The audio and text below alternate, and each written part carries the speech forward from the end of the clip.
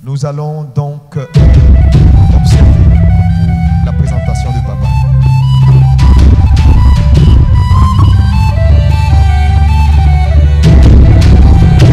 Mamadou Karambiri est cofondateur avec son épouse du ministère du Centre international d'évangélisation Mission intérieure africaine dont le siège est à Ouagadougou au Burkina Faso. Prédicateur laïque, à partir de janvier 1977 et ministre de l'Évangile à plein temps, Mamadou Karambiri a été reconnu et établi comme apôtre en janvier 2004. Mamadou Karambiri est né dans une famille musulmane très pratiquante. Il eut ses premiers contacts avec le christianisme vers l'âge de 10 ans, par le biais de revues et de magazines qu'il lisait en cachette au sein de la mission catholique de son village. C'est au cours de ses études supérieures que le Seigneur se révèle à lui à Toulouse en juin 1973, alors qu'il était en année de licence d'économétrie. Après sa conversion, Mamadou Karambiri est puissamment rempli du Saint-Esprit. Les dons spirituels commencèrent à se manifester dans sa vie au point d'être le canal de plusieurs conversions autour de lui. En 1985, le Seigneur conduisit son serviteur à mettre en place une cellule de prière.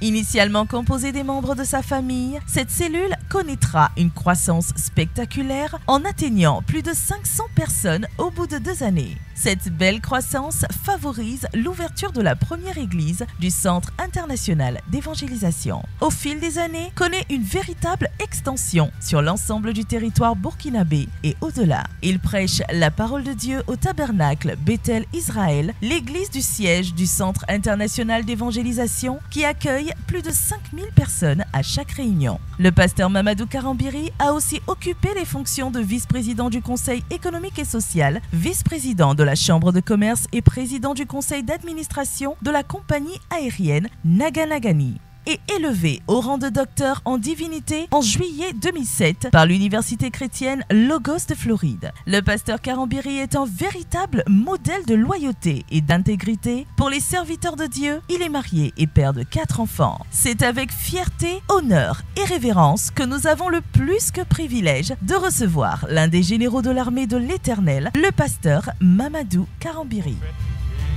Donc, les sacrificateurs. Mais dans le Nouveau Testament, nous sommes tous des sacrificateurs. Donc, nous sommes un peuple acquis des sacrificateurs et le Saint-Esprit est venu pour habiter en nous. Mais il est venu et il veut que nous ayons, comme dans l'Ancien Testament, il nous a donné un monde. Et c'est ce monde-là que Dieu veut que nous affectons, nous puissions impacter. Nous ne sommes pas nés de nouveau tout juste pour nos propres affaires. Nous sommes nés de nouveau pour la partie du royaume que Dieu nous a donné d'impacter. Parce que quand tu vas arriver devant Dieu, il va te montrer ce qu'il avait prévu pour toi. Tu seras étonné de voir que tu n'as jamais fait cela. Parce que tu as cherché à accomplir ce que toi-même tu désirais. Dieu va te dire, mais mon fils, regarde ce que j'ai prévu, mais regarde, ta feuille est blanche. Parce que tu n'as pas fait ce que je voulais que tu fasses. Et l'erreur, c'est que nous voulons satisfaire nos besoins, alors que Dieu, il dit, Dieu a une ambition plus grande pour vous que vous-même. L'ambition que vous avez pour vous là, le Dieu qui vous a créé, qui vous a sauvé là, il a une ambition plus grande que celle même que vous avez. Parce que votre ambition est limitée. Votre ambition, mon frère, vous n'avez pas assez de ressources pour accomplir votre ambition. Dieu a des grandes... Regardez tout ce qu'il a pris dans l'Ancien Testament. Regardez les David, un petit berger. Il a fait de lui un des plus grands rois et qui va affecter même l'éternité. David aura une grande place dans la nouvelle Jérusalem. Quand l'église sera enlevée et on va revenir, David aura une grande place. Pourtant, c'était un simple berger. Mais supposons que David avait l'intention lui-même de faire sa vie. Il serait simplement un chef berger, pas plus. Il serait un simple berger. Il ne va jamais dépasser ça. Regardons un chercheur d'ânesse, il s'appelle Saül. Il cherchait les ânesses, aucune ambition. Mais le voilà qui est propulsé roi. C'est vrai qu'il n'a pas obéi. Regardez tous ces hommes-là dont on a parlé hier. Des gens comme les David, des gens comme les Abraham, des gens qui étaient à la fin de sa vie, Dieu lui donne un avenir. À la fin de sa vie, 75 ans, Dieu lui donne un avenir. Et il va jusqu'à 120 ans. Et à cause de lui aujourd'hui, regarde le monde entier, il a accompli. Il a accompli. Quand on parle d'Abraham, tout le monde le connaît, tout le monde parle de lui, toutes les religions parlent de lui. Alors frères et sœurs, c'est ça qu'il faut découvrir. C'est ça qui fait votre satisfaction. C'est ça qui vous donne la paix, la joie de pouvoir savoir que vous n'êtes pas un rien. Vous n'êtes pas une étoile filante qui apparaît, qui disparaît. Mais vous êtes une étoile donc fixe, une étoile du nord qui reste là et qui donne une indication à ceux qui suivent. Donc vous voyez frère, il y a plusieurs sortes d'étoiles. Il y a des étoiles filantes qui apparaissent, qui disparaissent. Il y a des étoiles qui guident, comme l'étoile des bergers, donc des mages qui venaient de l'Orient. Cette étoile-là était là, comme l'étoile brillante du matin, Jésus-Christ lui-même. Alors, de la nouvelle naissance à la métamorphose, pour cela, frères et sœurs, il faut un certain nombre de connaissances. Vous savez que la connaissance, souvent on l'a limitée à la connaissance purement gnostique, à la connaissance intellectuelle. Il y a plusieurs degrés de connaissance. Ce n'est pas la connaissance, quand Dieu dit que vous connaîtrez la vérité et la vérité vous affranchira. Là-bas, le mot connaissance qui est là-bas et le mot connaissance qui est dans Pierre, il y a plusieurs, ils ont plusieurs noms. Mais en français, malheureusement, notre langage français est assez limité. Quand nous parlons d'amour, nous utilisons le même mot amour pour j'aime les mangues, j'aime Dieu, j'aime ma femme. Donc on ne voit pas l'importance. Mais les autres langues, surtout l'hébreu et le grec, non. Quand il s'agit de Dieu, il y a un mot précis d'amour. Quand il s'agit des choses, il y a un mot précis. Quand il s'agit d'une relation entre un homme et une femme, il y a un mot précis. Quand il s'agit d'une relation entre frères et sœurs, il y a des mots précis. Mais nous on dit j'aime, on utilise le même mot pour Dieu. Donc en ce moment-là, on ne comprend pas le mot aimer. Et c'est pourquoi les gens disent mais j'aime. Ils ne comprennent pas le mot. Si tu dis à un grec, si tu utilises un grec, tu dis je philéo Dieu, il va te dire ah, dis monsieur, on ne peut pas philéo Dieu. On n'agape pas au Dieu. Philéo Dieu, ça n'a aucun sens. Alors que nous, en français, on dit j'aime Dieu. Tu aimes Dieu comme les cacahuètes, j'aime les cacahuètes, j'aime Dieu. Donc tu aimes Dieu comme les cacahuètes. Les jours que ça ne te plaît pas, tu jettes. Le mot connaissance, c'est la même chose. Le mot connaissance aussi, il y a plusieurs. Il y a le gnoxis, il y a le gynosco, il y a le épinoxis, il y a le aido. Il y a plusieurs niveaux de connaissance. C'est la connaissance expérimentale. La connaissance expérimentale qui va amener la transformation d'un homme ou d'une femme. Ce n'est pas la connaissance intellectuelle. Non, la connaissance expérimentale. Alors, c'est pourquoi nous regardons dans ce passage que Paul a donné, 2 Corinthiens 3 là, nous le relisons ce matin encore, puis c'est le texte de base que nous avons, 2 Corinthiens 3, il est dit, verset 15, jusqu'à ce jour, quand on lit Moïse, un voile est jeté sur leur cœur. Mais lorsque les cœurs se convertissent au Seigneur, le voile est ôté. Or, le Seigneur dont on parle ici là, ce n'est pas le Seigneur Jésus, c'est le Seigneur, c'est l'Esprit. Le Seigneur, c'est l'Esprit. Et là où est l'Esprit du Seigneur, là est la liberté. Nous tous, alors il dit maintenant, nous tous qui avons le visage découvert, contemplons comme dans un miroir la gloire du Seigneur, nous sommes transformés, métamorphosés en la même image de gloire en gloire comme par le Seigneur l'Esprit. Voici le texte de référence donc du thème de cette année, de cette conférence 2018. Nous sommes métamorphosés ou transformés. Le méta et le trans vont ensemble et le morphos et le formé vont ensemble. Méta, c'est changer de forme, changer complètement de forme, métamorphoser. Alors, nous allons voir pas à pas quel est le processus, quelles sont les étapes pour qu'on passe de la nouvelle naissance à la métamorphose. Nous allons voir le cas, nous allons faire une étude de cas sur un seul homme. Ce matin, il s'agit de lui-même, celui qui a donné le verset là. C'est lui-même, on va prendre pourquoi il a donné ça. Vous savez bien, c'est une expérience, il vous donne une expérience ici. Paul ne vous prêche pas les choses théoriques. Non. La plupart du temps, les gens prêchent des choses théoriques. Ça ne marche pas. Paul n'a pas prêché, nous sommes trempés, parce qu'il a vécu ça. Il sait d'où il vient. Son parcours a été long pour arriver à la transformation. Première étape, regardons ce tome-là, puisqu'on dit ici, lui me dit, quand on lit Moïse, le voile est jeté sur leur cœur. Est-ce que Moïse était un lecteur de Moïse? Est-ce que Paul était un lecteur de Moïse? Oui. Et c'est pourquoi il était voilé. Regardons quelques passages dans Romains 11, verset 1. Romains 11, verset 1. La parole de Dieu nous dit dans ce passage-là, Romains 11, verset 1, la parole de Dieu nous affirme des choses claires. Il est dit, je dis donc, Dieu a-t-il rejeté son peuple? Loin de là.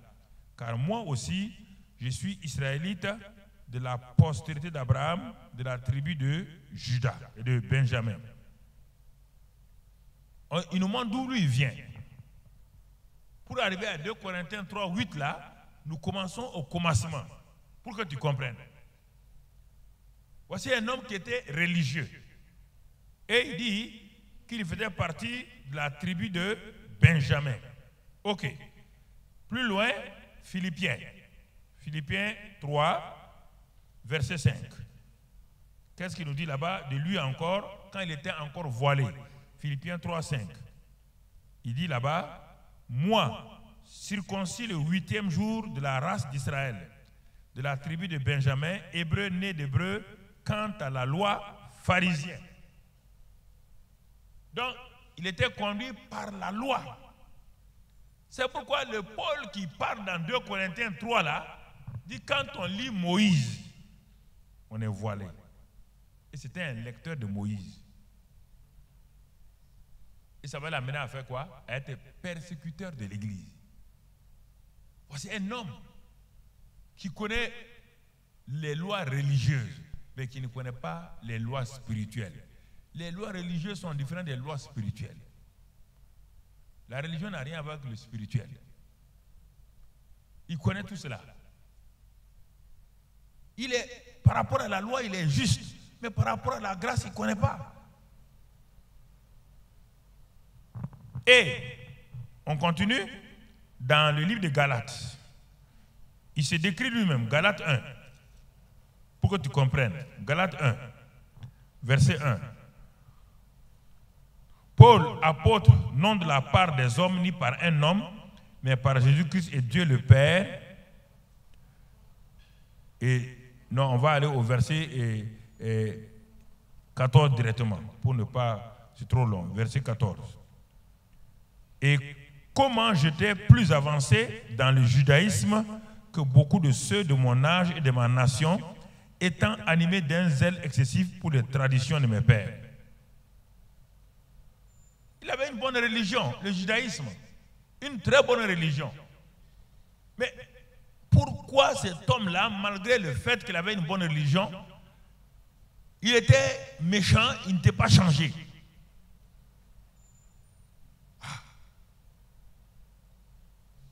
Il était docteur de la loi. Il enseignait comme un autre docteur de la loi appelé Nicodème.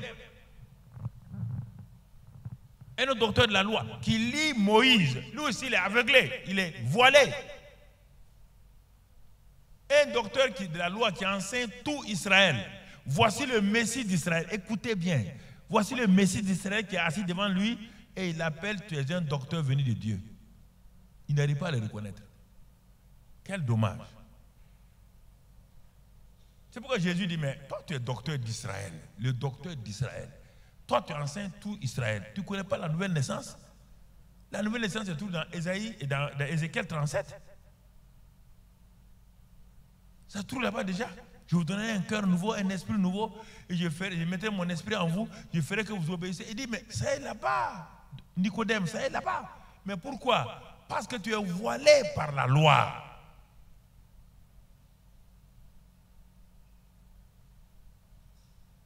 Le docteur de la loi, Nicodème, le docteur Saul de Tarse, tous les deux sont voilés. Le premier a persécuté Jésus, le deuxième est assis devant Jésus et il ne le reconnaît même pas. C'est pourquoi il dit, quand on lit Moïse, on est voilé. Mais quand les cœurs se convertissent au Seigneur, il y a une révélation. Hier, je suis passé rapidement sur l'Ancien Testament, parce que dans l'Ancien Testament, il n'y a pas cette révélation. C'est pourquoi prêcher l'Ancien Testament est très facile. Il y a beaucoup d'histoires. Le Nouveau Testament n'a pas d'histoire. Si tu n'as pas la révélation, tu ne peux pas prêcher le Nouveau Testament. C'est pourquoi les gens la fuient, le Nouveau Testament, vite. L'Ancien Testament, tu peux faire des messages sur tout. Tu prends Jéricho, tu fais un séminaire sur Jéricho. Mais ça ne va pas faire avancer les gens. C'est facile de prêcher l'Ancien Testament parce qu'il y a trop d'histoires, des contes. On raconte des contes. Le Nouveau Testament, il faut révélation. Il n'y a aucun témoin dans le Nouveau Testament. Il faut le témoin du Saint-Esprit. Et c'est ça qui transforme les gens. Comprenez? Donc, vous le voyez là, il raconte son histoire. Mais à cause de ça, puisqu'il était voilé, il dit, mais vous savez, quelle était autrefois ma conduite dans le judaïsme, comment je persécutais à outrance et ravageais l'église de Dieu. Voici un docteur qui enseigne le Messie, que le Messie va venir. Et il est en train de persécuter le Messie. Il n'y a pas de transformation en lui. Il n'y a même pas de révélation. À plus forte transformation. Donc, ce qui veut dire, frères et sœurs, et maintenant, nous allons voir qu'est-ce qui va se passer. Il était honnête, il était sincère. Mais il y a pas la sincérité ne peut pas changer quelqu'un. Il faut une rencontre spéciale. Et, mon frère, avant d'aller, comment ce voile a été ôté? Le voile a été ôté, le voile ne peut être ôté que par la nouvelle naissance. Dans le Nouveau Testament. On ne peut pas être prédicateur de l'Ancien Testament, être un chrétien. Jamais. Il n'y a pas de chrétien dans l'Ancien Testament. Il n'y a aucun chrétien dans l'Ancien Testament. Aucun. Ils sont jugés selon les termes que Dieu a donnés à Abraham. Vous comprenez? Il n'y a pas de chrétiens dans l'Ancien Testament. Dans l'Ancien Testament, ils vivent sur les images de Christ. Jésus n'est pas venu. L'agneau pascal, Exode 12. Le serpent d'airain, Nombre. Tout est image de Jésus. Tout est image de Jésus. Le sang, image de Jésus. Du sang de Jésus. Mais personne n'est né. Personne n'est transformé. Personne. C'est pourquoi Dieu ne leur impute pas leur péché, parce qu'ils ne pouvaient pas dominer le péché. Aucun d'entre eux ne pouvait dominer le péché. Ils n'en avaient pas la capacité. Quand Dieu a donné la loi, c'est eux qui ont demandé. Ils ont demandé ça. Va lire la Bible. Dieu dit, ok, vous voulez une loi, je vais vous donner les commandements. Mais votre chair est incapable de dominer la loi, d'obéir à la loi. La loi est spirituelle. Romains 7. Paul le dit plus tard, le docteur qui a vécu là-bas. Il dit, la loi là, elle est tellement spirituelle et bonne, mais la chair humaine, la chair, les 5 sens, empêche d'obéir à la loi. C'est pourquoi dans Romains 7 là, il te montre son témoignage, comment il luttait. J'ai la volonté, mais je n'ai pas le pouvoir, la capacité. C'est ça les gens de l'Ancien Testament. Aucun d'entre eux. Ils obéissaient à Dieu selon les termes du ministère, pas selon les termes de la vie. Aucun d'eux ne pouvait ne pouvaient résister. Même les Joseph là, ils ont résisté par des efforts et la crainte de Dieu. Mais ce n'était pas de l'intérieur. Donc, si tu es un prédicateur et tu ne prêches que l'Ancien Testament, tu auras une église de gens qui seront là. Regarde Moïse. Il a fait la démonstration de puissance. 2 millions, l'église de 2 millions, sans compter les femmes et les enfants. Il sort avec eux, avec démonstration de puissance. La mer Rouge s'ouvre devant lui. Il fait descendre la caille, la manne et tout. De ces gens-là, 2 seulement vont rentrer à Canaan. 2, lui ne rentre pas. Parce que leur intérieur n'était pas changé. 2, Josué et Caleb. Ceux qui sont sortis de l'Égypte, là, il y a 2 sur 2 millions et quelques qui sont rentrés à Canaan, qui est la vie chrétienne victorieuse. Canaan, ce n'est pas le paradis, hein, c'est la vie chrétienne victorieuse. 2.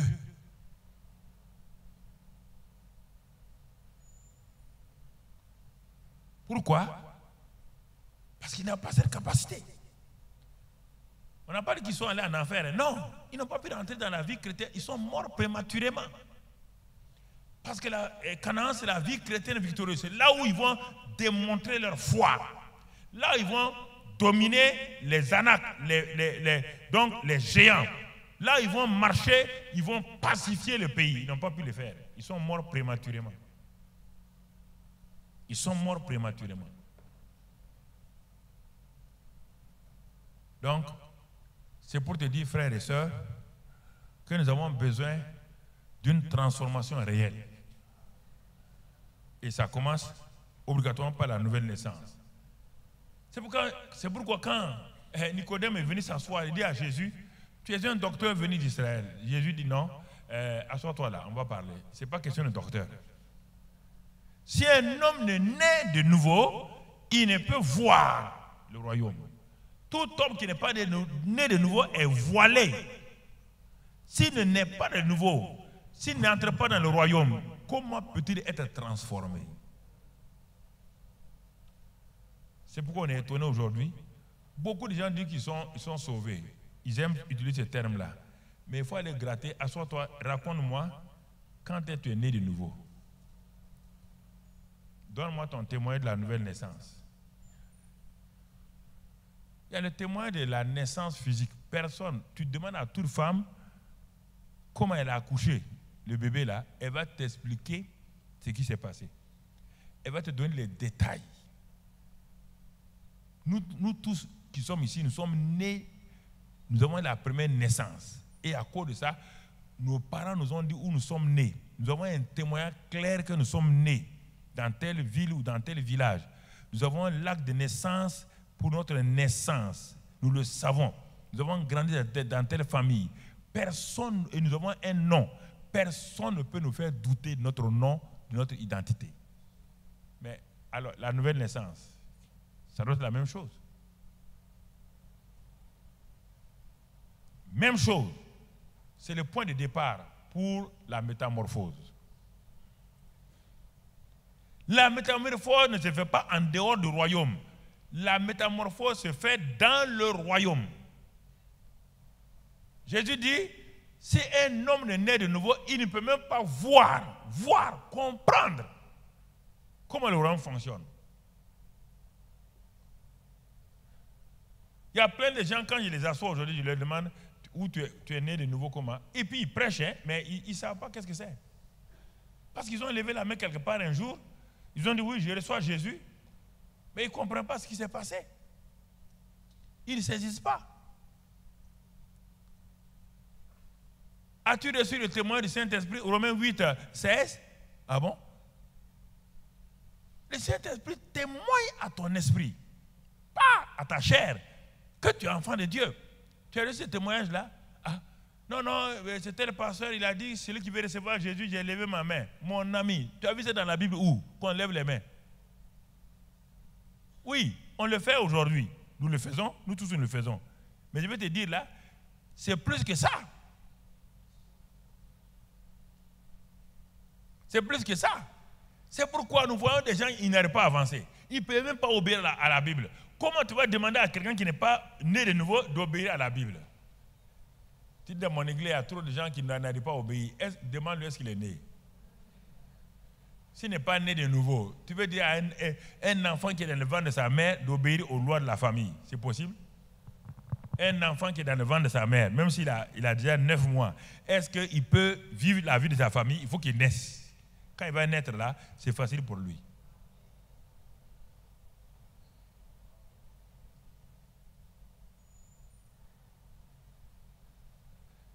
Dans le Nouveau Testament, il y a une seule église qui tournait en rond, c'est l'église de Corinthe. C'est pourquoi Paul a été obligé de leur écrire 2 fois. Il ne comprenait pas la nouvelle naissance. C'est là-bas qu'il a parlé de la nouvelle naissance. C'est là-bas qu'il a parlé du fait qu'ils ne savaient même pas qu'ils sont le temple du Saint-Esprit. Ils tournaient en rond. C'est là-bas que quelqu'un est parti coucher avec la femme de son père. Paul dit, mais on va le livrer à Satan. Il n'y a même pas de changement. Ça, c'est dans le livre de Corinthiens. Mais aujourd'hui, là, le livre de Corinthiens, c'est presque 80% de l'église de Christ sur la terre. Pour trouver l'église d'Éphèse, aujourd'hui, l'église de Colosse, les 3 églises, c'est difficile. L'église de Corinthe est partout. Des bagarres entre frères et sœurs. Je suis d'Apollos, toi tu es de Céphas. Des bagarres, des divisions. Ils ne reconnaissent pas, 1 Corinthiens 12, les gens ne reconnaissent pas que l'autre est membre de l'église. Toi aussi tu es membre de l'église. Non, non, non, c'est ça. L'église de Corinthe, aujourd'hui l'église de Corinthe, c'est quand on regarde l'église de Christ aujourd'hui, c'est l'église de Corinthe à 90%. Ils ne peuvent même pas vivre comme les Éphésiens. Ils ne peuvent pas vivre comme les Colossiens, ni Thessaloniciens. C'est Corinthiens. Pourquoi? Ils ne savent pas qu'est-ce que c'est. Paul dit, mais vous ne savez, il a dit 8 fois, ne savez-vous pas donc? Ne savez-vous pas? Ne savez-vous pas? 1 Corinthiens 13, 16, 3, 16, que vous êtes le temple de Dieu, que si quelqu'un détruit le temple, il sera détruit. Ne savez-vous pas? 8 fois, il dit ça. Ne savez-vous pas? Que celui qui s'attache au Seigneur est avec lui un seul esprit. 1 Corinthiens 6, 17. 1 Corinthiens 6, 19. Que vous avez été rachetés. Que vous ne vous appartenez plus. Vous ne savez pas? Les gens disent qu'ils veulent se donner à Dieu. Dieu dit, ah bon? Tu vas te donner à moi? Tu vas te donner à moi pourquoi? Je vais m'abandonner. Dieu dit, mais je t'ai déjà racheté. Tu m'appartiens. Les gens sont gênés pour se donner à Dieu parce qu'ils ne comprennent pas les Écritures. J'achète ce micro-là. Ce micro ne peut plus dire qu'il va s'abandonner à moi. Il m'appartient. 1 Corinthiens 6, 19. Lis-le. Nous avons été rachetés par le sang de Jésus. Nous ne nous appartenons plus à nous-mêmes, nous appartenons à Dieu. Il n'y a pas de dire entre tes mains, j'avais abandonné. Des faux chants comme ça là. Tu vas abandonner quoi? Tu m'appartiens. Tu m'appartiens, oui ou non? Si tu ne lui appartiens pas, tu vas te livrer à Dieu quand? À quel moment? Il va te prendre quand? Qu'est-ce qu'il va te faire pour te prendre? Parce que les gens ne comprennent pas les termes du Nouveau Testament. Les termes du Nouveau Testament, ils ne comprennent pas. Tu lui appartiens. Il t'a racheté à un grand prix. Ça, c'est dans 1 Corinthiens 6, 19. Mais Pierre dit, nous avons été rachetés par le sang précieux de Christ. Donc, tu es déjà racheté. Quelque chose qui a été racheté ne se livre plus. Il appartient à celui qui l'a racheté. Et il fait de lui.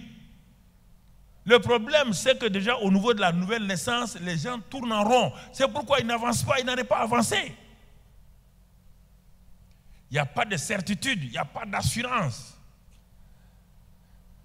Et les gens s'embourbent là-bas, ils s'embourbent au niveau de la nouvelle naissance. 10 ans, 15 ans. Il ne peut pas avancer. Il ne peut pas avancer. Frères et sœurs. C'est pourquoi Dieu dit Jésus dit à Nicodème, il dit, bon, Si tu ne comprends pas ça là, tu vas comprendre quoi alors? Il dit, mais celui qui est né de la chair restera chair, Nicodème. Celui qui est né de l'esprit est esprit. Parce que la nouvelle naissance n'est pas la métamorphose. La nouvelle naissance dans notre esprit qui est régénéré. Notre esprit qui est régénéré. Mon âme n'est pas encore restaurée. Mon esprit est régénéré. Mais mon âme va me créer des problèmes. C'est pourquoi la transformation viendra quand l'âme sera restaurée. Et comment ça va se faire? On va aller au deuxième pas. Je suis né de nouveau. Je suis content. Si quelqu'un est en Christ, il est une nouvelle créature. Les choses anciennes sont passées. Au niveau de mon esprit, tout est là. Je suis régénéré dans mon esprit. Mon esprit est devenu vivifié. Et le Saint-Esprit vient vivre dans mon esprit. Gloire à Dieu. Mais pourquoi alors, après cette nouvelle naissance-là, pourquoi 6 mois plus tard, tu pleures et tu fais les mêmes péchés? Pourquoi tu ne prends plus plaisir à la vie chrétienne? Parce que la nouvelle naissance, c'est ton esprit. Il y a 2 éléments. Ton âme et ton corps. Ton âme et ton corps. Ça, ce n'est pas une affaire de chrétiens, ça, c'est une affaire de tout le monde. Les pasteurs luttent avec ça, les apôtres luttent avec ça, tout le monde lutte avec ça.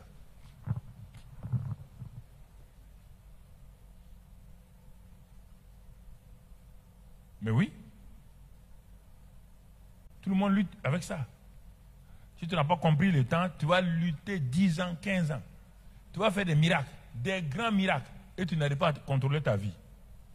Parce que ton âme n'a pas été touchée. Ton âme n'a pas été touchée. Alors mon frère, donc, c'est pourquoi Paul, Dieu va le rencontrer. Il va passer par la nouvelle naissance. Dans Acte 9, on ne va pas lire. Vous connaissez bien l'histoire. Jésus vient le rencontrer. Face à face. Une rencontre divine. Et si tu lis dans tout acte là, à la fin, Jésus va envoyer Ananias d'aller imposer les mains sur Saul de Tarse. Et les écailles tombent de ses yeux. Les écailles tombent de ses yeux. L'homme voilé va commencer à voir. Il va voir le royaume. Il est né de l'esprit, il est rempli du Saint-Esprit. Il va commencer maintenant sa marche avec le Seigneur. Il se lève et à Damas, il prêche l'évangile. Les Damasiens sont étonnés. Ceux qui l'avaient invité sont étonnés. Il dit, mais l'homme là, qu'est-ce qui s'est passé? Oui, il a rencontré Christ. Et son esprit est régénéré. Son esprit est régénéré.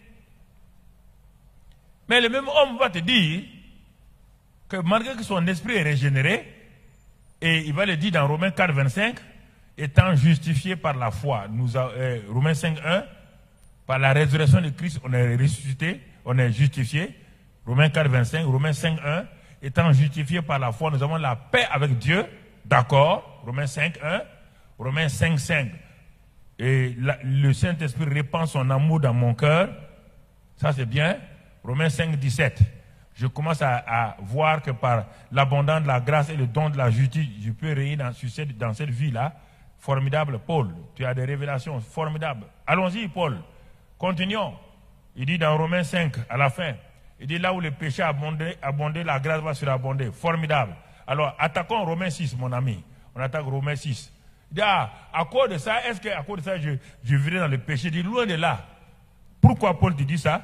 Parce que ceux qui ont été baptisés, ils ont été baptisés en Christ. Et continue Paul, Romains 6, 6. Il dit, parce que si j'ai cette révélation-là, je dois savoir une chose, que mon vieil homme a été crucifié avec Christ, afin que je ne vis plus dans le péché, car celui qui est crucifié est libre du péché. Celui qui est mort est libre du péché. Formidable. Romains 6, 7. Romains 6, 12. Il dit, mais le péché ne peut plus dominer. Alors, Paul, formidable. Tu me dis des bonnes choses. Mais pourquoi tu attaques Romains 7? Romains 7, il dit, le bien que je vais faire, je ne peux pas le faire. Mais Paul, pourquoi tu me parles? Tu dis que tu as été justifié. Tu me dis que ton vieux homme a été crucifié. Tu me dis que maintenant, tu es mort au péché. Tu es mort au péché. Mais alors, pourquoi Paul, tu me parles de Romains 7? Et les gens qui ont ce problème de Romains 7 disent qu'il parle de quelqu'un d'autre. Le gars a vécu ça. Je ne peux pas parler de ton expérience. Je parle de mon expérience. Romains 7 est l'expérience de Paul. Il dit, le bien que je veux faire, je ne peux pas. Il dit, après, il crie, malheur à moi, qui me délivrera de ce corps de mort? Quand il crie ça, 3 points de suspension. Lis là-dedans les derniers versets. Brusquement, il a une révélation. Jésus-Christ. Regarde-le, il est en train d'avancer. Quand il finit, 8, 1, Christ Jésus nous délivre de condamnation pour ceux qui sont en Christ. Pourquoi? Parce que la loi de vie, c'est la loi du péché de la mort. Donc, problème. La loi du péché et de la mort tenait mon homme. Mon esprit est régénéré. Mais de moi, un enfant appelé la loi du péché et de la mort. Qu'est-ce dit? Par la loi de l'esprit. L'esprit m'a franchi de la loi du péché et de la mort. Ah! Et dans Romains 8, il va parler 8 fois du Saint-Esprit.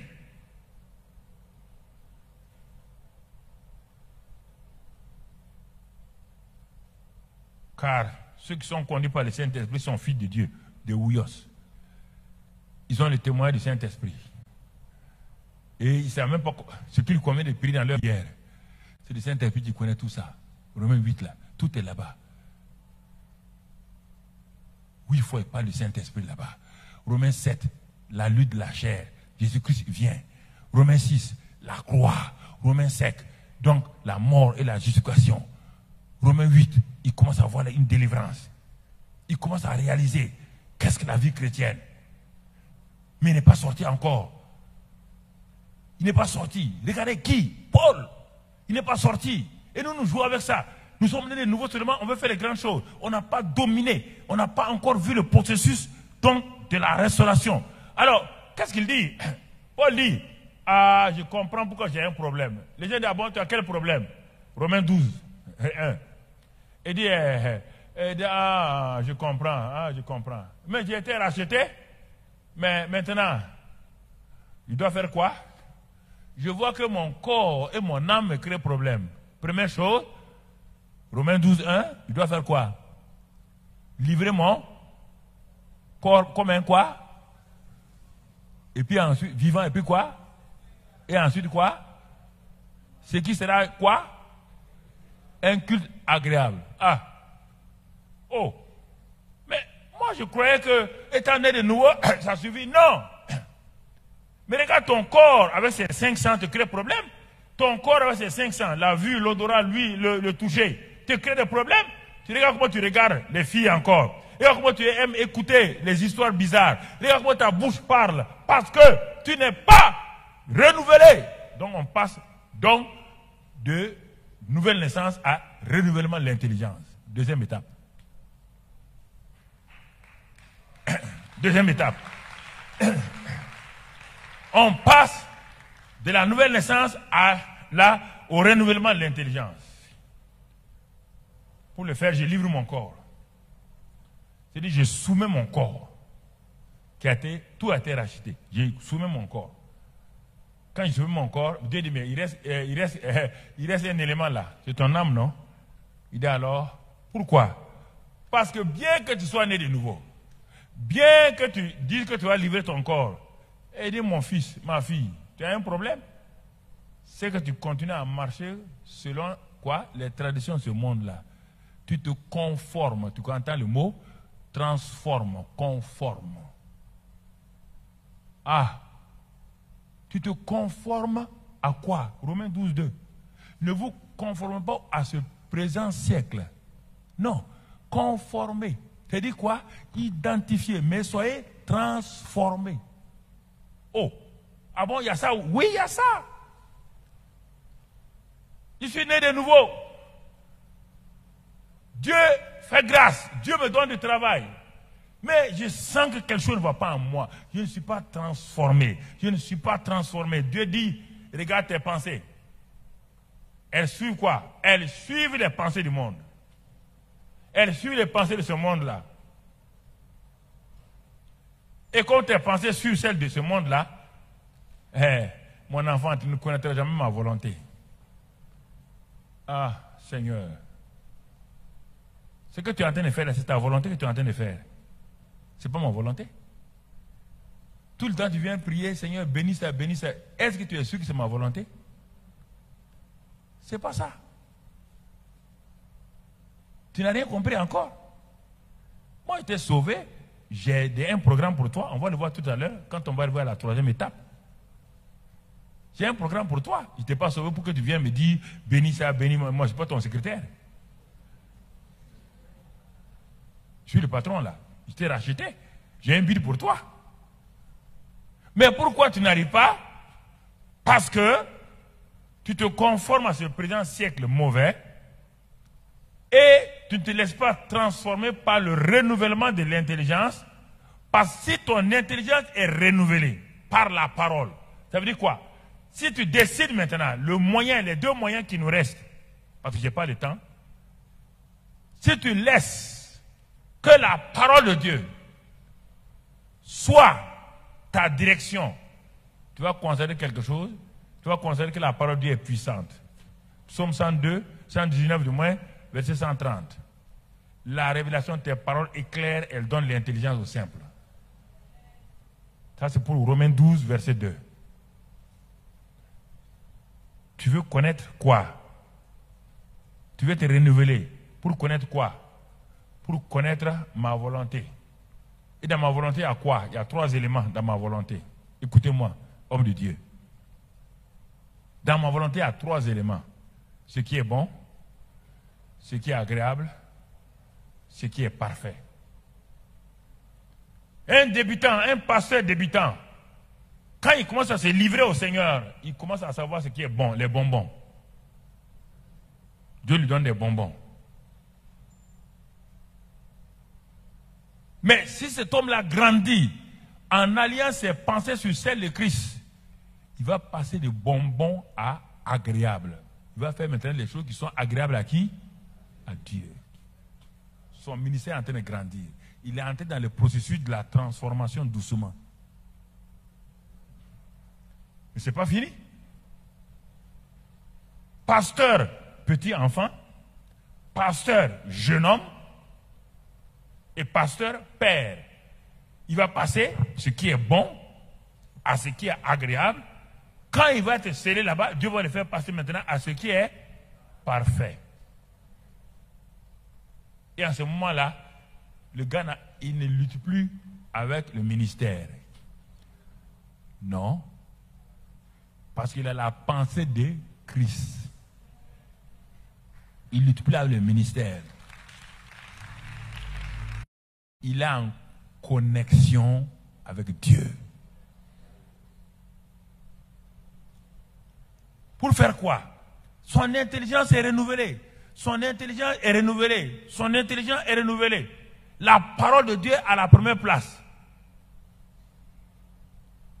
La parole de Dieu est une lumière, une lampe à ses pieds. Il commence à mettre la parole de Dieu à la première place. Parce qu'il a les pensées de Christ. Et quand il a les pensées de Christ, qu'est-ce qui va se passer, mon frère? Cet homme-là, on va passer à la 3e phase pour terminer.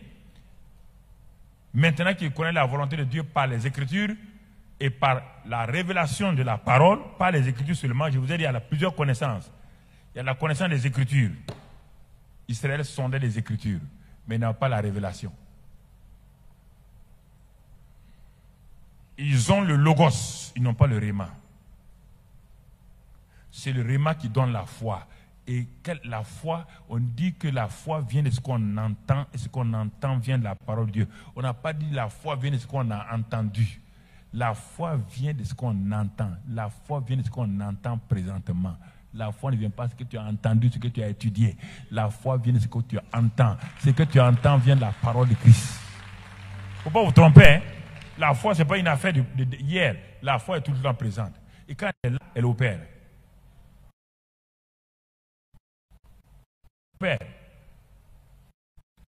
La foi ne vient pas du jeûne. Le jeûne n'a rien à faire avec la foi. Quelle parole? Parole réelle. La révélation des paroles m'éclaire. Donne l'intelligence au simple. Quand la parole là, tu comprends. Regarde, tu comprends quoi? Lis 1 Corinthiens 2. comme je dis, 1 Corinthiens 2, lis 1 Corinthiens 2, quand la parole est là. Je vais vous amener à entrer dans ces choses-là. Sinon, à un moment donné, mon frère, si tu n'es pas entré dans cette phase-là, tu as un problème. 1 Corinthiens 2, qu'est-ce qu'il est écrit là-bas?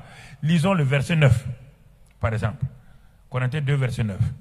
Mais comme il est écrit, ce sont des choses que l'œil n'a point vues, que l'oreille n'a point entendues, et qui ne sont point montées au cœur de l'homme. Des choses que Dieu a préparées pour ceux qui l'aiment.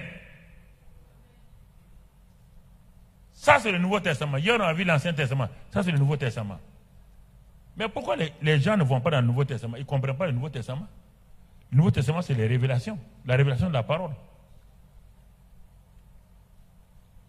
Dans Ephésiens 2:10, Dieu dit, nous sommes son ouvrage. Pour faire quoi? Pour pratiquer les bonnes œuvres qu'il a préparées pour nous. Nous sommes son ouvrage. Pour pratiquer les bonnes œuvres. Alors, dis-moi quelles sont les bonnes œuvres que Dieu a préparées pour toi que tu connais. Tout ce que tu fais, tes programmes là, tu es sûr que c'est dans les bonnes œuvres que Dieu a préparées pour toi? Quand il dit ça, parfois les jeunes ils sont un peu fâchés. Non, ils ne sont pas fâchés. On te dit que tu es son ouvrage. Tu lui appartiens. Je ne sais pas. Tu appartiens à quelqu'un. Et toi, tu amènes des programmes personnels à cette personne-là. C'est-à-dire que tu es en train de lui dire, laisse ton programme de côté, moi, fais-moi. Dieu dit, mon ami, quand tu vas apparaître devant moi là, ce n'est pas ton programme que je vais te montrer, je vais te montrer, je vais t'appeler. Je te dis, mon fils, voilà ce que j'avais préparé pour toi. Toi. Mais regarde, ta fiche est vide. Pasteur, ta fiche est vide. Il n'y a rien de mon programme. Il n'y a rien de mon programme. Tu as fait ton propre programme. Qu'est-ce que tu vas faire? Il dit, arrière de moi, je ne te connais pas. Tu as chassé les démons, hein? Il dit, oui, mon nom chasse les démons. Tu as guéri les malades. Mon nom guérit les malades. Mais tu n'étais pas dans ma volonté. Est-ce que toi, tu es parti dans une retraite et moi, je t'ai dit ce que tu dois faire? Ah, non, mais nous, on va faire ça. Tu vas faire, Dieu t'a dit. C'est facile de faire des programmes. Dans 1 Corinthiens 2, il dit quoi? Les choses, il est écrit, ce sont des choses que l'œil n'a point vues. Or, toi, tu te diriges par tes yeux. Tout ce que tu vois là, tu fais tout le monde. Ah, j'ai vu ça, c'est quelqu'un là, moi aussi je vais faire. Tu es dirigé par tes yeux, des choses que l'œil n'a point vues, que l'oreille n'a point entendues, et qui ne sont point montées au cœur de l'homme. Des choses que Dieu a préparées pour ceux qui l'aiment. Toute vérité est basée sur deux témoignages. Première vérité, Ephésiens 2:10, tu es son ouvrage, et il a préparé de bonnes œuvres. Deuxième témoignage, 1 Corinthiens 2:9. Dieu a préparé les choses que Dieu, pour ceux qui l'aiment.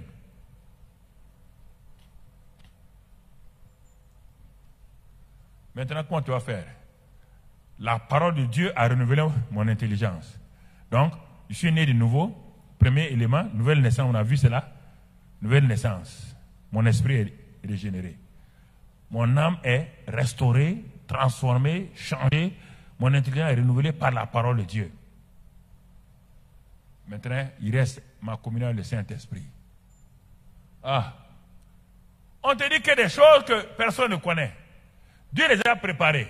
Comment tu vas les connaître? Ce n'est pas écrit dans la Bible. Le mot d'origine est dans la Bible. Mais pour toi individuellement, il n'y a pas ça dans la Bible. Donc, qui va te le donner? Le Saint-Esprit va te le donner. Mais regarde bien.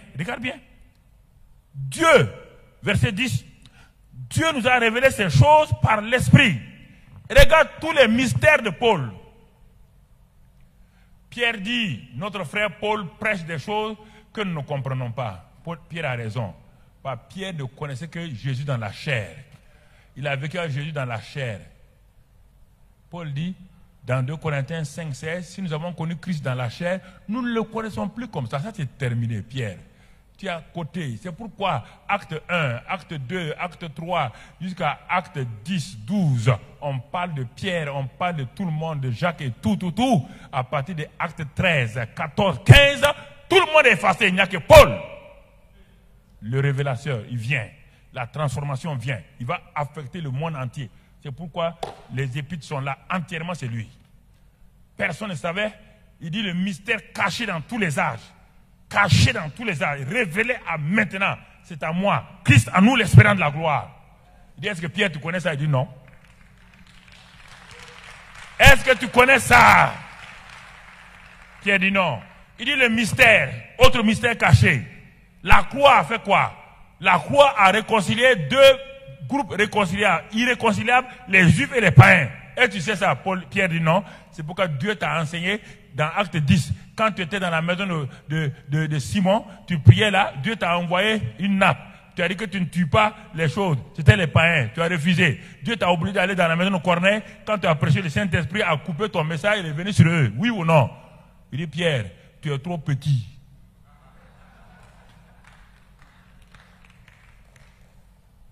Est-ce que nous comprenons? Je te pose la question. Homme de Dieu, femme de Dieu, où sont les œuvres que Dieu t'a préparées? Où c'est? Dis-moi! Où c'est? C'est pourquoi tu luttes. Quand Dieu prépare quelque chose, tu vas lutter pourquoi? Ah, tout le monde est contre toi. C'est parce que ça ne va pas. Les gens n'ont qu'à être contre toi, ça va faire quoi? Les gens n'ont qu'à gâter ton nom, ça te fait quoi? On a gâté le nom de Dieu. On a gâté le nom de Jésus. On a gâté le nom de tout le monde. Ça peut faire quoi? C'est ça qui te dérange? Gâter ton nom. C'est là qui fait que tu dors mal. Non, tu n'es pas mûr encore. Tu es un enfant, tu es un pasteur népios. Un petit, on a gâté mon nom. On m'a insulté. Ah bon? Tu as vu Paul là? Tu as vu Paul pleurer? Tu as vu Jésus pleurer? Regarde-le. Les révélations sont là. Il dit, Dieu nous a révélé ces choses-là par le Saint-Esprit qui nous a été donné. Pourquoi? Car l'Esprit sonde tout, même les profondeurs de Dieu. Alors, si l'Esprit sonde tout, les profondeurs de Dieu, et toi tu es chrétien, tu es pasteur, tu ne connais pas les profondeurs de Dieu, comment tu vas faire? On dit que c'est l'Esprit qui sonde les profondeurs de Dieu. Le Saint-Esprit est venu en vacances chez toi. Il est venu faire quoi chez toi? Vous posez-vous la question? La Bible dit dans Proverbe 11, verset 27, que notre esprit est la lampe de qui? Ah, tu ne connais pas ce verset-là. Notre esprit est la lampe de l'Éternel. C'est notre esprit régénéré là, c'est la lampe de l'Éternel. Et c'est là où le Saint-Esprit a habité. Pourquoi? Parce que les choses cachées qui sont là, que Dieu a préparées, sont là. Et c'est le Saint-Esprit et ton esprit qui vont prendre les choses cachées là, qui sont en toi pour les révéler. Pour les révéler.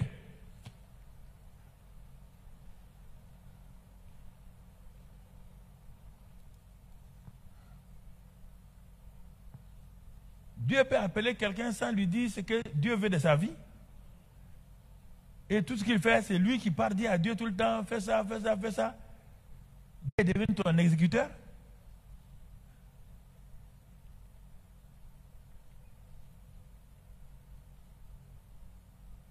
Quand le Seigneur m'a apparu, il m'a parlé.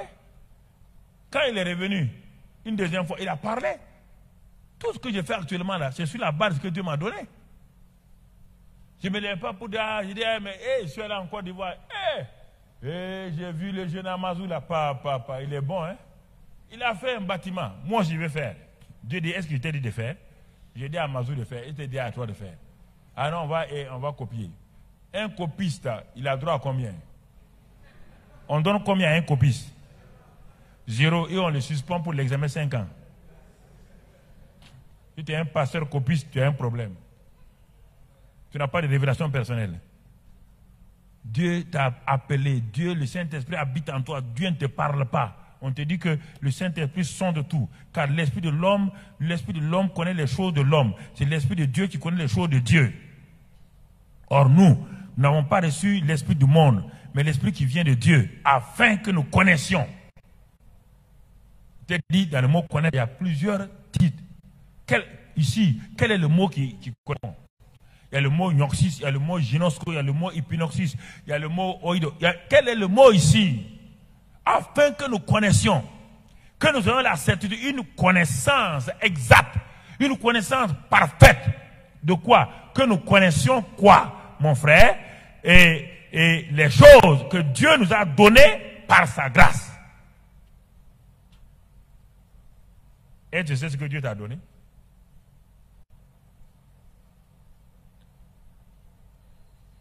C'est pourquoi.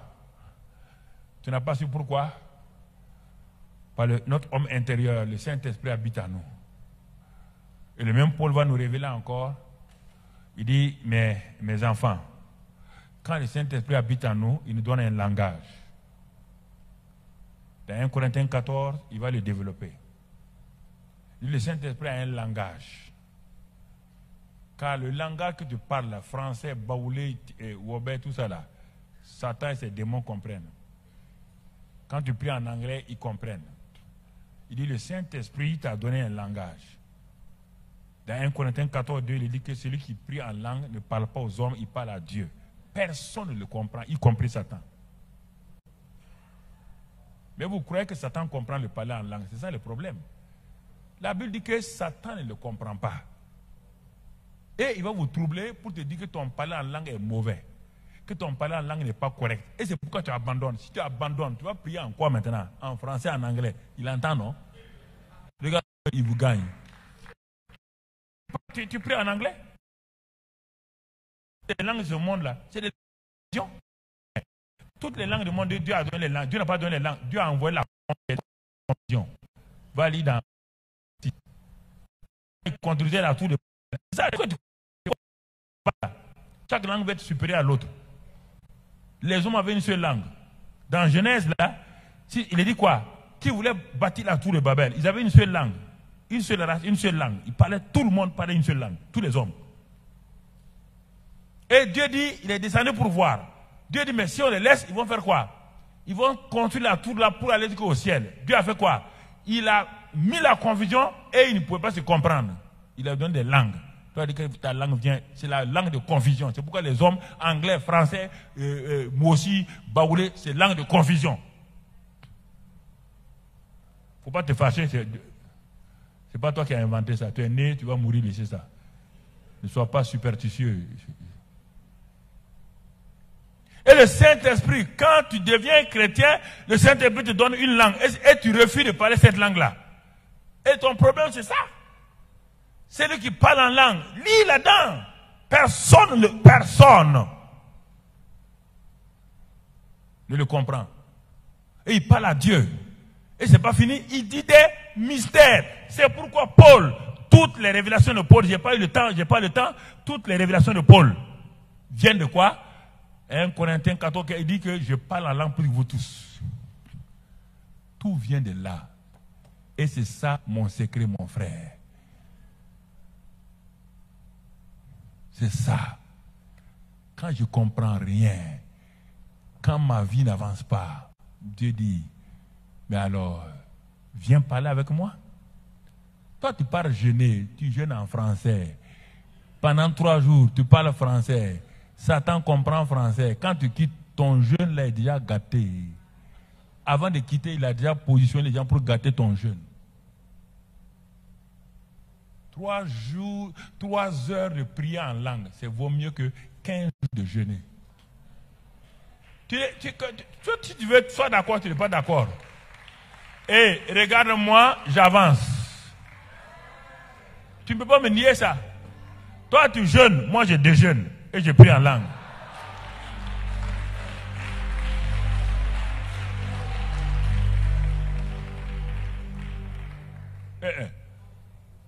Et je prie. Quand j'ai un problème, je ne comprends pas, on te dit que tu ne comprends pas. Mais le Saint-Esprit comprend, non? Et mon esprit doit comprendre. Mais Dieu dit, connecte-toi au Saint-Esprit. Et les choses qui sont cachées là, qui sont en toi là, il va te les montrer. Il va te les montrer. On n'a pas de prière en langue 2 minutes. Ou bien 1 minute comme font les chantres. Quand un chantre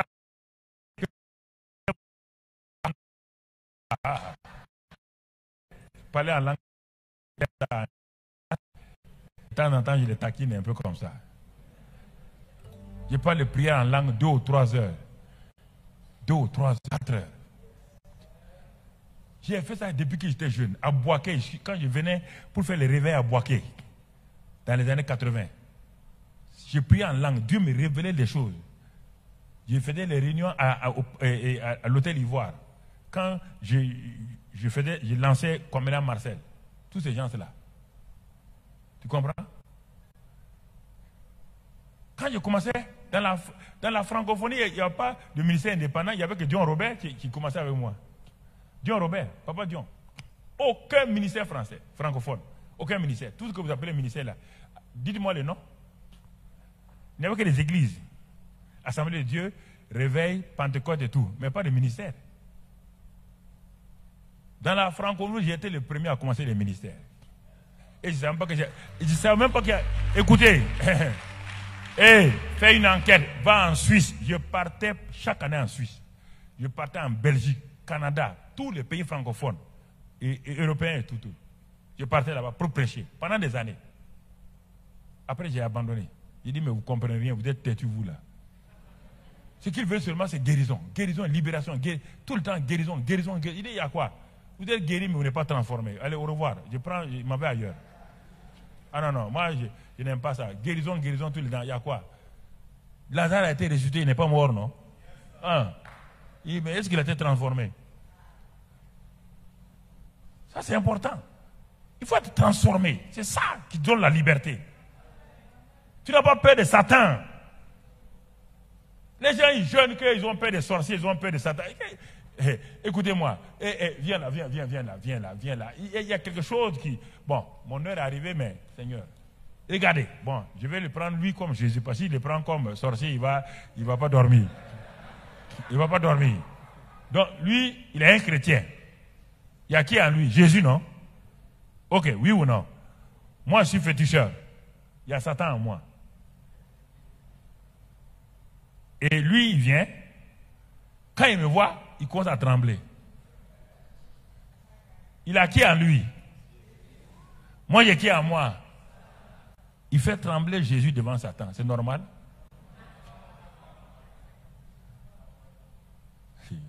Parfois, ça ne va pas, quoi. Vous partez gêné pour ça, là. Non, je vous pose la question.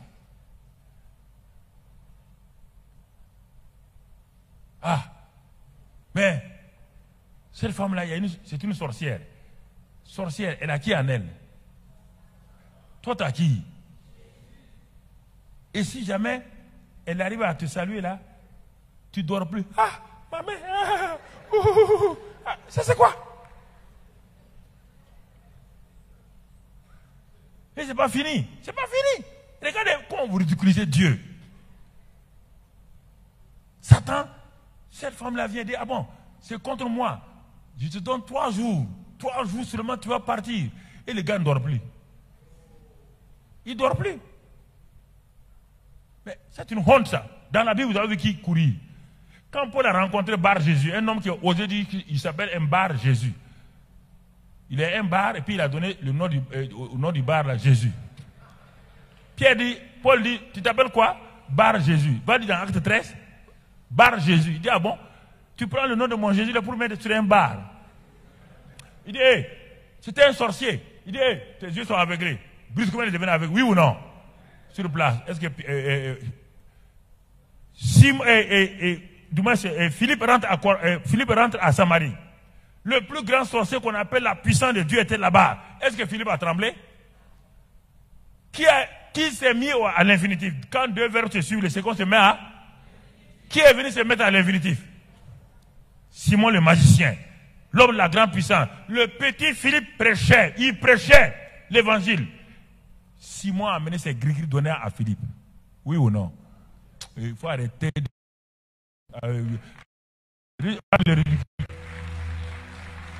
Vous imaginez Jésus en toi, il est en train de courir devant Jésus en toi. Et puis un sorcier de chasse. Cours. Jésus court avec toi. Tu veux courir Jésus.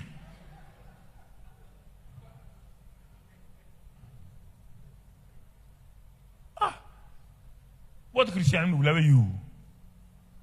Je pose la question. Il est réel ou n'est pas réel? Répondez-moi là, s'il vous plaît. Alors, s'il est réel, mais pourquoi vous êtes comme ça?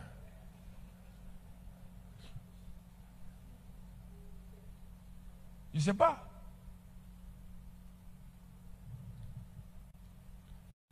Satan n'est pas bête. Comme il sait que je comprends ces choses, tout ça là, il sait que je comprends, il sait qu'il ne peut rien faire. Moi, je viens d'un endroit, je n'étais pas chrétien, moi je viens d'une autre religion. J'ai connu toutes ces choses bizarres là. Maintenant, quand je suis devenu chrétien là, j'ai vu que les chrétiens n'ont pas la peine, ils ne comprennent même pas leur Bible. Quand j'ai compris tout cela, et je marche, tout. Si Satan veut t'attaquer, ce n'est pas difficile. Va t'asseoir. T'attaquer, ce n'est pas difficile.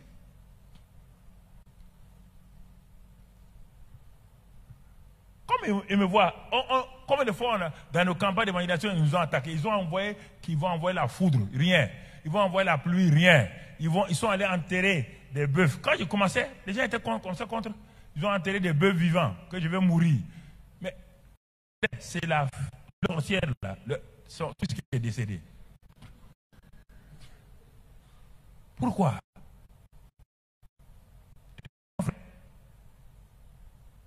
Satan n'est pas bête. Il qui opère. Et Satan le guette. Il attaque, il ne peut pas. Il attaque ici, il ne peut pas. Il attaque ici, il ne peut pas. Il dit bon, on ne peut pas l'attaquer parce que l'homme est sorcier. Oh oui, c'est sa manière de faire. Il dit, ah non, s'il fait comme ça, là, il doit être sorcier. Et les chrétiens lui disent, ah, il est sorcier. Hein? J'ai déjà mangé ton oncle. C'est ça le problème des chrétiens. Ils ne comprennent pas la parole de Dieu. Ça, c'est une guerre. Nous sommes en guerre, oui ou non? En guerre, Satan utilise tous les moyens pour détruire son adversaire, oui ou non? Toi, tu es dans une armée et tu es colonel. Et tes soldats disent, ah, ce colonel est tant. Ils vont te suivre encore? Il est en train de faire quoi? Il est en train de démobiliser ta troupe. Mais si la troupe est intelligente, on va dire, mais ce gars-là nous conduit depuis des années, il quitte là Satan. C'est ça. Paul, on lui a dit tout. On dit qu'il n'est pas apôtre même. Paul dit, ce n'est pas un problème. Ce n'est pas un père. Paul dit, ce n'est pas un problème. Lis là-dedans. Ce n'est pas un problème tout ça là. Il dit, mais pour vous, je suis un père. Non? Il dit oui. Donc, ok, ça suffit largement. Allons-y, avançons. Regardez Paul. Je vais terminer parce que je dois prendre mon avion. Je m'excuse. Et regardez Paul. Bon. Pour la porte, un jour je vais revenir. Parce que, vous savez, je suis frustré quand je presse ça. C'est tellement long que je suis obligé d'écourter. Le Saint-Esprit, quand il est en toi, il transforme ton homme intérieur au fur et à mesure. Quand tu parles en langue, tu es en train de parler à Dieu. Tu as la parole de Dieu. Tu es né de nouveau. Ton âme est alignée sur la parole de Dieu. La transformation, je ne peux pas terminer mon message, je vais l'écourter. La transformation commence à se mettre en place. Pendant 10 ans, 15 ans, j'ai tourné derrière les grands hommes de Dieu pour avoir la transformation. Les Maurice Cerullo, au moment où Maurice Cerullo ne venait pas en Afrique francophone, je l'ai fait venir à Ouaga. Les Béni Hinn, j'étais avec eux à Anaheim quand Béni Hinn démarrait son ministère. J'ai fait le tour de tous ces gens-là. Je suis allé à Tulsa, Oklahoma, ce qu'on appelle la Mecque des évangéliques. Il y a Oral Roberts au milieu. Il y a Kenneth Hagin de l'autre côté. Il y a Osborne de l'autre côté. Il y a Joey Dougherty de l'autre côté. Tous les grands évangélistes étaient à Tulsa. Je suis allé là-bas, frère. J'étais avec Démon Chakarian, le président des hommes d'affaires, chez lui à Anaheim. Pendant des années. Tu comprends? Je cherchais. Jusqu'au jour où Dieu m'a dit, arrête de chercher les grands hommes de Dieu. Il a fait ça à travers ma femme. Ma femme m'a arrêté et dit, bon, tu vas partout, quand tu vas, tu reviens là. Je te regarde. Mais Jésus t'a apparu. Il dit, oui, Jésus m'a apparu. Mais pourquoi tu ne te bases pas sur ça là? Il dit, mais attends, il y a des hommes, des grands hommes de Dieu, il faut aller chez eux. Femme, tu ne comprends pas ça, il faut aller. Quand je viens de chez Maurice Serlot, je marque comme Maurice Serlot. La première fois que j'ai rencontré Benny Hinn, en 93, à Anaheim, il est venu autour de Maurice Serlot. En ce temps, il jetait sa veste. Il a enlevé sa veste là, il a plié. Il m'a vu, il dit de venir. On était 10 000. Il a dit de venir. Je suis venu. Il a dit de monter sur là. Il a roulé sa veste là. Comme en ce temps, il jetait sa veste sur les gens. Il veut faire la démonstration, quoi. Un gars de 1m95, 95 kg, vous allez voir comment il va voler comme une plume. Quand il a fait ça, il m'a dit de m'arrêter à 10 mètres. Tous les grands hommes de Dieu étaient là. Les Maurice sur le tour. Il a plié. Quand il a jeté sa veste là, mon frère, avant qu'il la jette le matin, j'ai volé comme une plume. J'ai volé comme ça, elle est tombée. Puis sans bruit, hein. Quand je me suis levé, frère, et puis à Saint Béni, il crie, dit power, anointing. Quand je me suis levé, l'onction, elle était sur moi partout. Mon frère, quand j'ai fini, je voulais aller, les gens venaient pour me saluer. Je dis, pas question, vous ne me saluez pas ici. Oh. Vous voulez venir voler mon onction là? J'ai dit non, je mets ma main dans ma poche. Non, non. Quand il me salue, mon frère, j'ai couru vite à mon hôtel. Je suis allé m'agenouiller. Oh Seigneur, fais tout pour que je ramène ça au Burkina. Quand je venais à la réunion du soir encore, je me suis assis quelque part pour que les gens ne me... Non. Puis l'onction était sur moi. Quand il allait au Burkina, 15 jours après, ça disparaît. Il dit, mais oh Seigneur, ça a disparu. Dieu dit, mais tu es un chrétien sensuel, toi. Et ma femme m'a dit, oh, mais il est béni, il est autre là. Toi, tu as vu Jésus. Il est venu 3 semaines. Il t'a parlé, il t'a donné des révélations. Mais Dieu est ici au Burkina. Il dit, hey, femme, tu ne comprends pas. C'est pas comme ça. Toi, tu ne comprends pas. Il faut t'asseoir tranquille. Je vais t'expliquer. C'est pas comme ça le ministère. Tu comprends? C'est ça que tu dis à ta femme là. C'est ça que tu dis la même chose. Mais comme j'étais fatigué, un jour, un matin de bonheur, j'ai dit, mais peut-être ma femme a raison. Hein. J'ai pris ma Bible. Dans mon salon, il y avait un petit coin comme ça avec des livres. Je suis allé m'agenouiller. Il dit, Dieu, ma femme m'a dit que tu es ici, au Burkina. Que je cours trop, or que tu es au Burkina. Si c'est vrai, je vais savoir. J'étais là, à genoux, dans le petit coin là. Le matin de bonheur, vers 5 heures. Mon frère, la présence de Dieu est venue dans le petit coin là, puissamment. Il dit, j'ai gâché mon argent et mon... J'ai laissé Dieu ici, et puis je cours à Anaheim, je cours en Angleterre, je cours au Brésil. Dieu est ici. Mon argent, vous savez.